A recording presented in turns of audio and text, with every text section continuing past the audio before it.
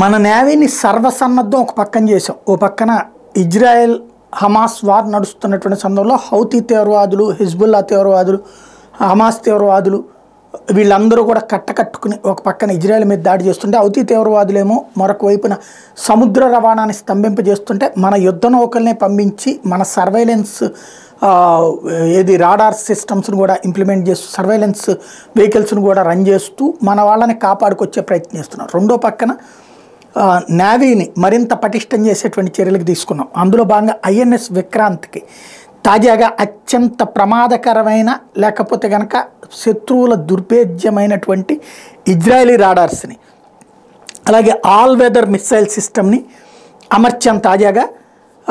ఎందుకు అంటే ఏ క్షణంలో ఎటు జరిగినా సరే, అటు చైనాతో ఇష్యూ వచ్చినా, ఇటు పాకిస్తాన్తో ఇష్యూ వచ్చినా, ఇటు రేపు పొద్దున హౌతీలతోనే ఇష్యూ వచ్చినా సరే దేనికైనా సిద్ధంగా ఉండేటువంటిది. ఒకటి రాడార్ సిస్టమ్ ఇంప్లిమెంటేషన్తో పాటుగా ఆల్ వెదర్ మిస్సైల్ సిస్టమ్స్ అన్నటువంటిది కూడా పెట్టడం అన్నటువంటిది ఇందులో కీలకం.